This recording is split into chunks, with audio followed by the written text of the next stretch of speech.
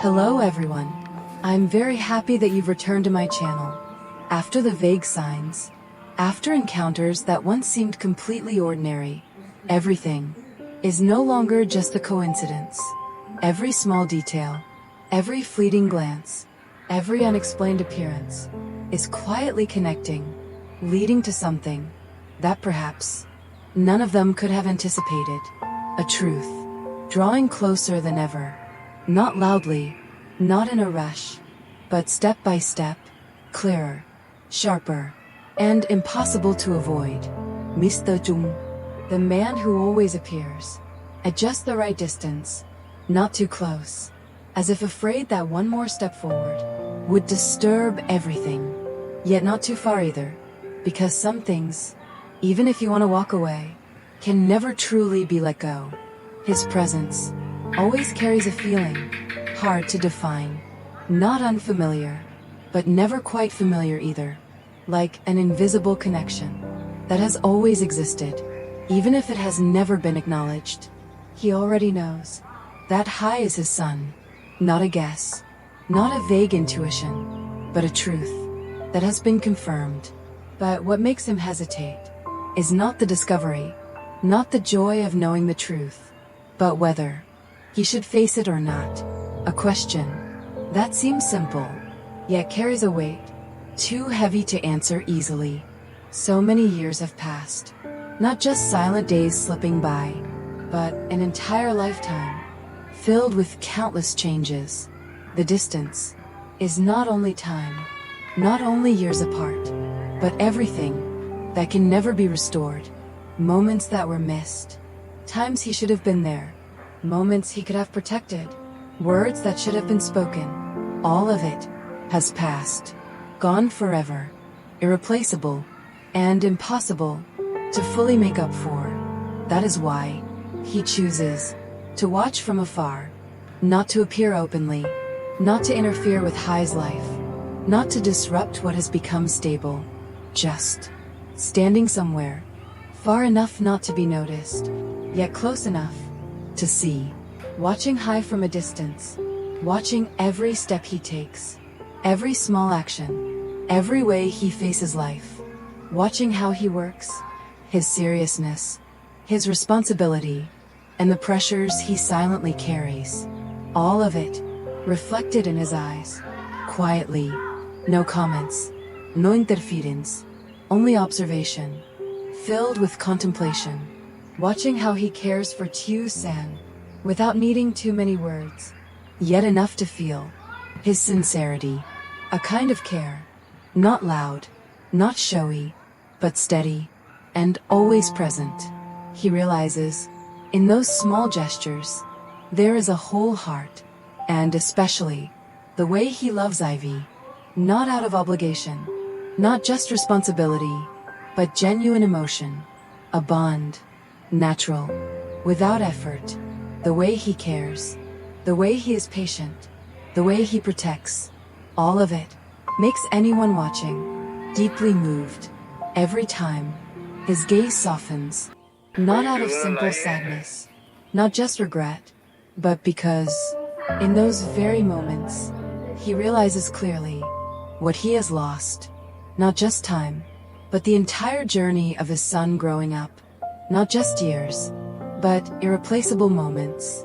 He realizes he has missed too much, missed the first times, missed the moments he should have been there, missed the questions he should have answered, missed the times he should have stood by his side.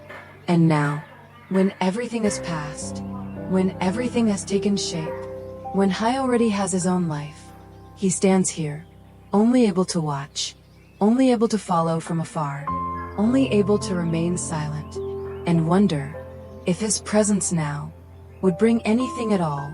Would it be an opportunity or a disruption? Would facing the truth be the right thing to do, or only make everything more difficult?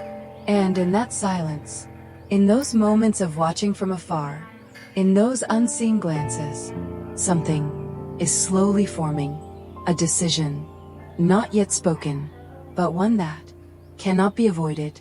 Once, at a small, familiar cafe, A place where afternoons drift by slowly, where soft music plays just enough to fill the silence, but never loud enough to disturb anyone's thoughts. The two of them met by chance. No warning signs, just a very ordinary moment, like countless passing encounters in life. Neither of them knew that the person sitting across was connected to them in such a profound way, a connection that could not be seen, could not be touched, yet existed clearly, somewhere, deep within. They talked, like strangers. Simple questions, short answers, nothing special, nothing unusual. Yet in every sentence, in every fleeting glance, there was a strange sense of understanding, as if they had known each other before, had once understood each other, even without ever meeting. There were pauses in their conversation, not awkward, not uncomfortable, but instead, they made everything feel closer, more natural. Mr. Trung, more than once, wanted to speak, wanted to break that invisible silence, wanted to say, "My son," a very short word, but carrying so much. Just one time, and everything would change. The distance would no longer remain. The relationship could never return to what it was. Questions would arise. Emotions would surge. Impossible to control. But then, right before that moment, he stopped.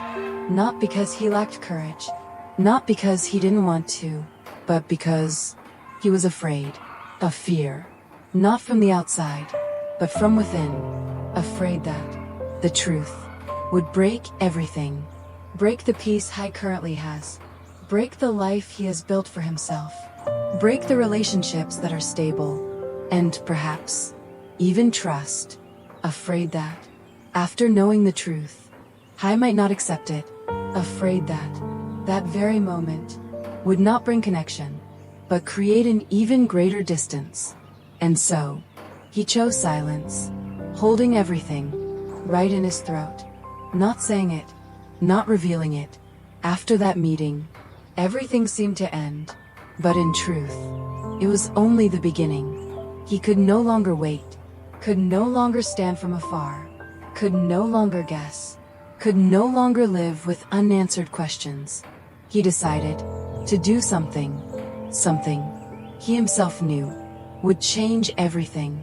No longer thoughts, no longer feelings, but confirmation, a clear answer that could not be denied. He asked a detective to conduct a DNA test, quietly, without anyone knowing. Everything happened in silence, yet carried immense weight. A strand of hair, such a small detail, yet became the key. Taken unintentionally, from the chair Hai had just left. No suspicion, no awareness, just a natural action, but it opened a turning point. The result did not come immediately. No instant answer, no immediate relief, only waiting. But each passing day felt endless. Every hour, every silent moment, made everything heavier. Mr. Trung was no longer the composed man he once was. No longer fully in control. No longer calm on the outside, but replaced by restlessness. He couldn't sleep. Long nights, without complete rest. Thoughts kept returning, repeating, without end. He kept thinking, not once, but over and over again, asking himself if the result was true, if everything he felt was real. Then what would he do? How would he face it? What would he say? Where would he begin? And if it wasn't, if everything was just coincidence, a misunderstanding, then what? Would he return to how things were? Or carry a sense of emptiness that couldn't be named? On the other side, Hai knew nothing. He continued his life as usual. No disturbance, no unusual signs. Everything went on in its familiar rhythm.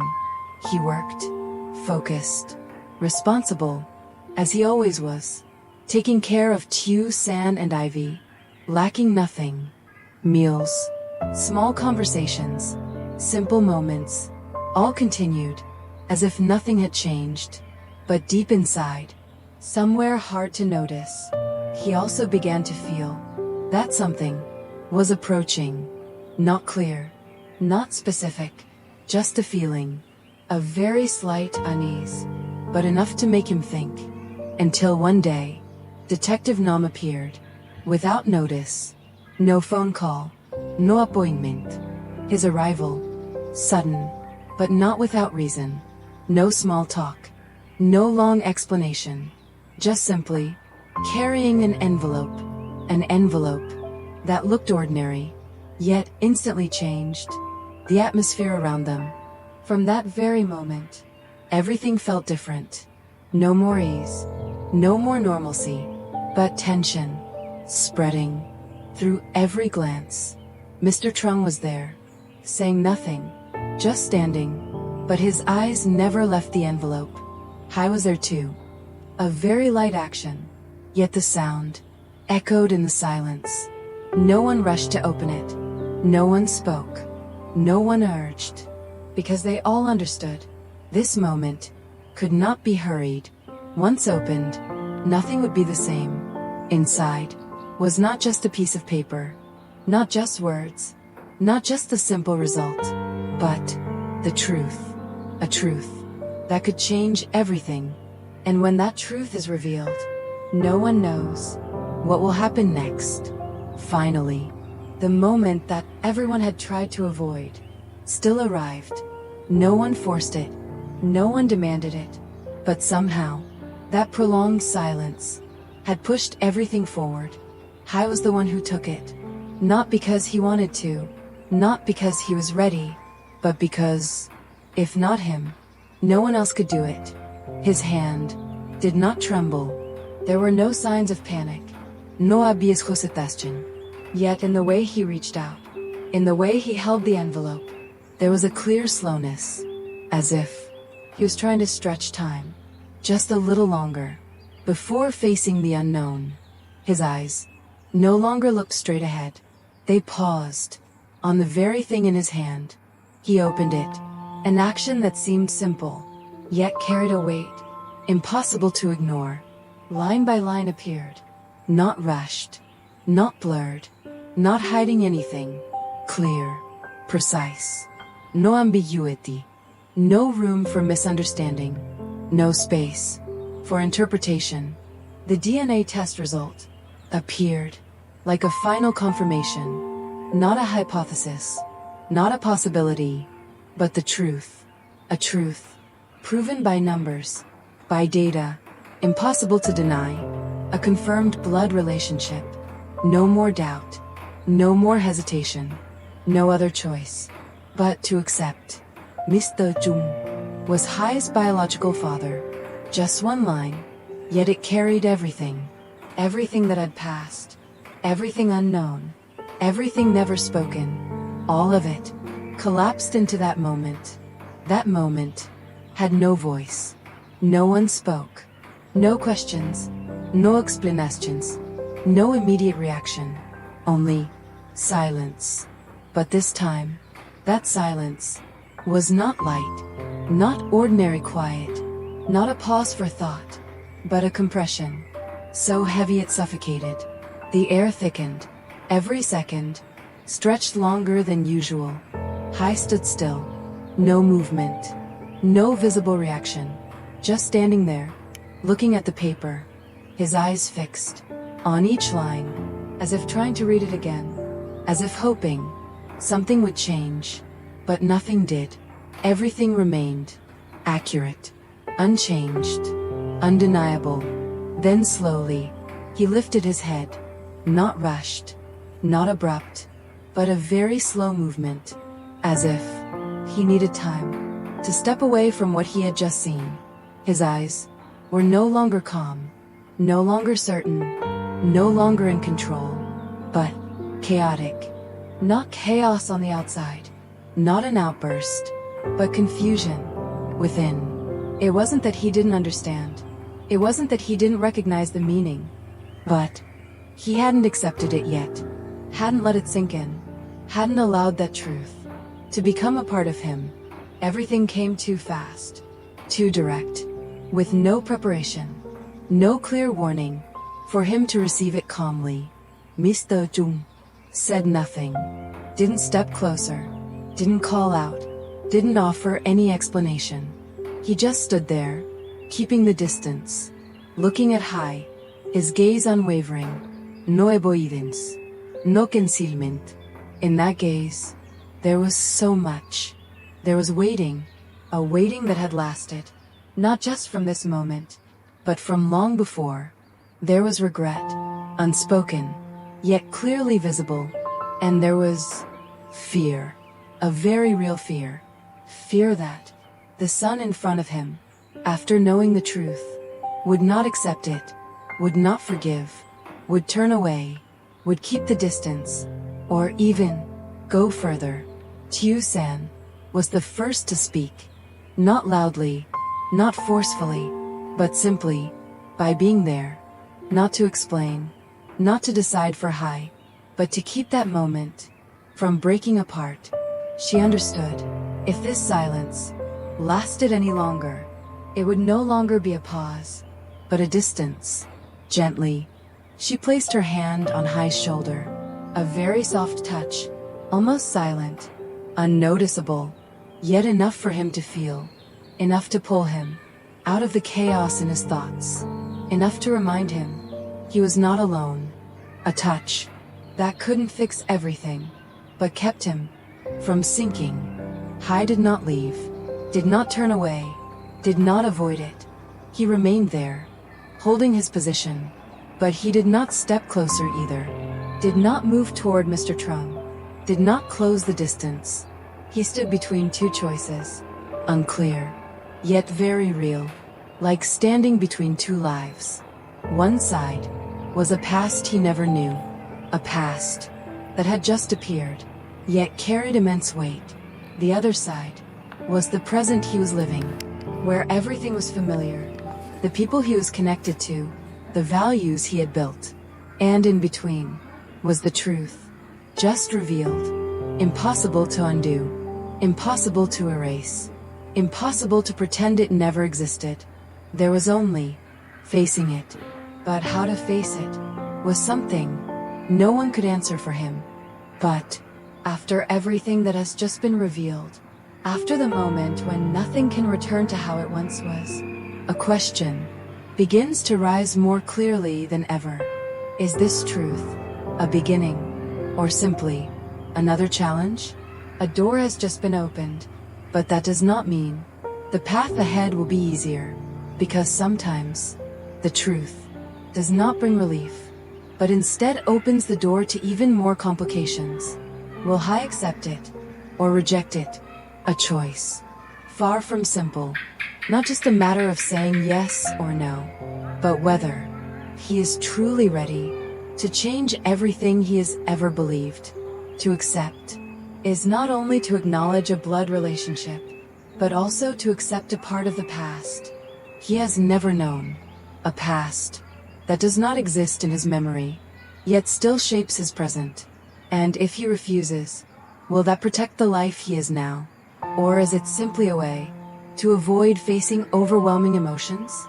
Because there are things that do not disappear just because we deny them, and there are truths that remain, whether we choose to accept them or not. Mr Trung, will he have a chance to make amends? A question, not only for him, but also for time. Making up for the past is not something that can be done overnight, not something that a single apology or one action can erase completely. The years that have passed, the empty spaces that have existed, are not easily filled. But is there still a chance? Or has everything come too late? Because sometimes it is not that someone does not want to make things right, but that there is no longer an opportunity to do so. And Tieu San, what will she do? Standing between two people, both important to her. On one side is the man she walks beside, the one she understands, the one she has been with through every step. On the other side is the man who carries Hai's past, who holds a piece of truth that no one else can replace. She cannot decide for Hai, nor can she stand outside it, because she herself is part of the story. Every word, every action may influence what comes next. She can be a support, but she may also become a witness to a major turning point. The story does not end here, not because there are no answers, but because those answers need time, need confrontation, need choices that cannot be rushed. Everything has only just begun, and ahead, there are still many things left unsaid. Stay tuned for the next episode to follow the story together. Don't forget to like, subscribe to the channel, and leave your thoughts below, because every perspective can become a new angle for this story. See you again in the next episodes. Chào tất cả mọi người đã quay trở lại với kênh của mình nhé. Hôm nay thì mình đang làm video về câu chuyện của Tiểu San cũng như là Hải như mọi người. Mình đang chưa làm xong video, cũng gần xong rồi. Mình đang tạo một câu lệnh cho chat để có thể tạo ra hình ảnh đại diện đẹp và hấp dẫn. Cảm ơn mọi người rất nhiều vì đã theo dõi và ủng hộ video.